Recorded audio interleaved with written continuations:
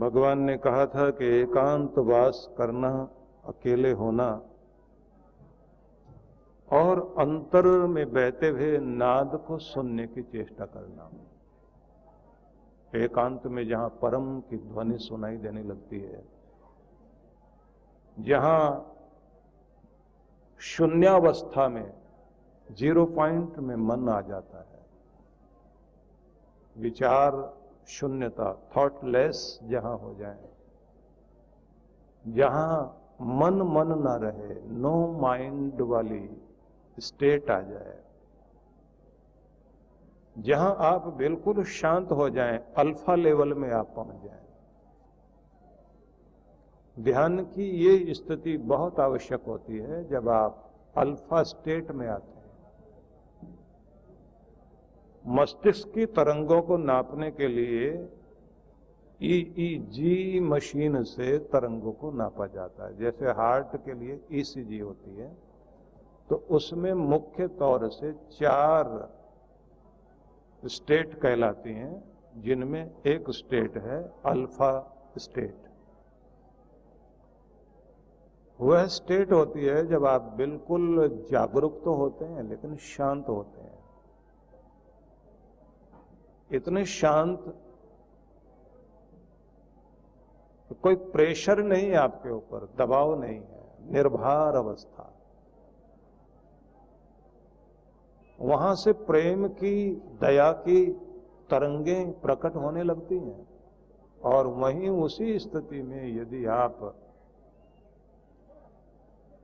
प्रभु के प्रेम में उसकी कृपाओं को याद करते हुए ध्यानस्थ हो जाएं, तब आपके जीवन में एक अलग तरह का चमत्कार घटता है। तब दुनिया से संबंध कट जाता, दुनिया के मालिक से रिश्ता जुड़ने लगता है। तब वो बोलता है हृदय में, तब आपके अंदर उसकी गूंज सुनाई देती है। बहुत बार लगता है कि इस जगह पहुंचना तो बहुत मुश्किल बात है कि आदमी अपने आप को निर्विचार कर सके, इतना शांत हो सके। अपनी उद्विग्नता पर काबू पाना चाहिए हम सबको। ये जो बेचैनी है, इरिटेशन है, ये जो व्याकुलता रहती है, मतलब खीज, इरिटेट होना और फिर दूसरों को इरिटेट करना, खुद की चंचलता पर काबू पाना, संतुलित होना, बैलेंस बनाना, सहज बनकर रहना। लेकिन ये ध्यान रखना कि जब आप ध्यान में बैठते हैं तो उदास होकर नहीं बैठना। कृपाओं को याद करते हुए आनंद में आए, और आपको लगना चाहिए कि मैं आनंद में हूं और आनंद की ओर जा रहा हूं, मैं सौभाग्यशाली हूं और परम सौभाग्य की ओर जा रहा हूं। और आपको ये महसूस होना चाहिए कि मैं कृपा क्षेत्र में हूं, जहां कृपाएं बरसती हैं, क्योंकि उस जगह आ गया हूं जहां परमात्मा का धाम है। भले ही वो घर का आपका एक कोना है जहां आप बैठे हुए हैं। आप जिस तरह का माहौल बना लेते हैं, उस तरह की शक्तियां आपके आसपास आने लगती हैं। जिस तरह के आप मन स्थिति में रहते हैं, उस तरह के लोग, उस तरह के सारी आसुरी शक्ति, अगर नेगेटिविटी आपके अंदर है तो वो आसुरी चीजें आने लग जाएंगी। पूरे ब्रह्मांड में वो सब कुछ है जिसका आप चुंबक बने हुए हैं, ये ध्यान रख लेना। आप पूरे मैग्नेट हैं, और एक मैग्नेटिक फील्ड आपके आसपास चारों तरफ रहती है, चुंबकीय क्षेत्र, जिसमें आप कुछ खींच रहे होते हैं अपनी तरफ।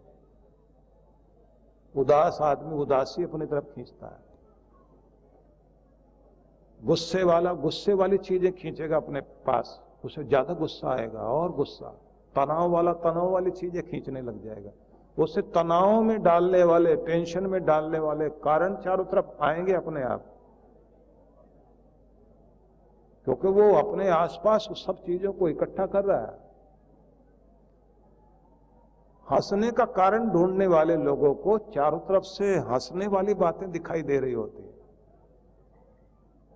वो तो अखबार भी पढ़ेंगे तो ऊपर नीचे की हेडलाइन जोड़ लेंगे और उसी से हंसने लग जाएंगे।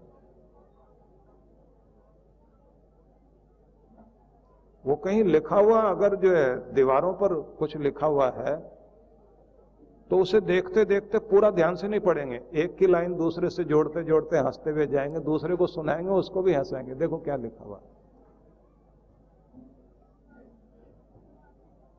मतलब अगर लिखा हुआ है ना राष्ट्रवादी बनिए, तो वो कहेंगे बनियों को राष्ट्रवादी कहा जा रहा है। मतलब सोचने का ढंग ही हंसने वाला होगा, क्योंकि आपका चुंबक उस तरह काम कर रहा है।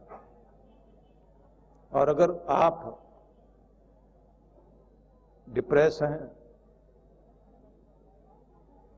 एक जर्मन लेखक हुआ जिसने लिखा कि मैं जंगल में बिछड़ गया, भूखा प्यासा था, रात आई, आसमान में आधा चांद था, मैं उसे देखकर कहता हूं ये आधी रोटी तैर रही है आसमान में। तब मुझे चांद में से कोई कविता नहीं दिखाई दी, मुझे तो रोटी दिखाई दी। क्योंकि आप जो अंदर होते हैं ना, भूखे आदमी से पूछा गया 2 2 4 होते हैं ना, बोले नहीं 2 2 4 रोटी होते हैं। तो उसको तो बेचारे को अपनी रोटी याद आ रही ना। आप जो कुछ हैं अंदर, जो कुछ है वही प्रोजेक्शन तो है ना बाहर, आप उसी कहना चाहिए वो बिंब जो होता है वो आपका बाहर से अंदर से बाहर की तरफ प्रकट होता है। इसलिए सबसे पहले यह ध्यान रखने की बात है कि आप एक चुंबकीय शक्ति बने हुए हैं और बाहर से वही सब चीजें खींच रहे हैं। तो पहले आप अपने अंदर शांति डालिए, मुस्कुराहट डालिए और फिर उसी को खींचना शुरू कर दीजिए। नकली रूप में ही सही, आपको पहले तो करना पड़ेगा। आप खुश रहिए, आनंदित हो जाइए, भगवान के गोद में बैठे बहुत आनंदित होकर, बड़ी कृपा मेरे प्रभु की, बहुत आनंदित हूं। और मन कहेगा झूठ बोल रहे हो, बहुत दुखी आदमी है, और तू कहां से सौभाग्यशाली आया, इतने तो दुर्भाग्य तुम्हारे साथ जुड़े हुए हैं, और कह रहा है कि मैं बहुत सौभाग्यशाली हूं। वो मन अंदर से बोल जाएगा झूठ बोल रहे हो, लेकिन तब भी आप बोलना मैं भाग्यशाली हूं, मैं प्रसन्न हूं। भिखारी भी तो अपने कटोरे में सबसे पहले तो अपने खुद से भीख डालता है, उसे पता है वो झूठा काम कर रहा है क्योंकि अपने पैसे डाल रहा है। लेकिन अगर अपने नहीं डालेगा तो दूसरा देगा नहीं।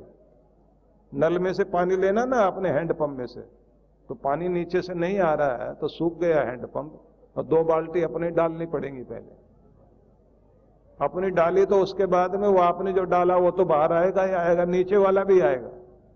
वो पहले अपनी मुस्कुराहट डालिए चेहरे पर, आप अपने आप झूठी ही सही डाले तो सो 2 बाल्टी डालो, उसके बाद में आप देखना फिर परमात्मा अपने आप आपकी जो असली है वो वाली निकाल देगा बाहर। तो ध्यान में, प्रार्थना में बैठने के लिए पहले तो आप भगवान की कृपाओं को याद करके धन्यवादी हो जाइए, गदगद हो जाइए, प्रसन्न हो जाइए, शांत हो जाइए, और उसके बाद उस शांति को बढ़ता हुआ देखिए।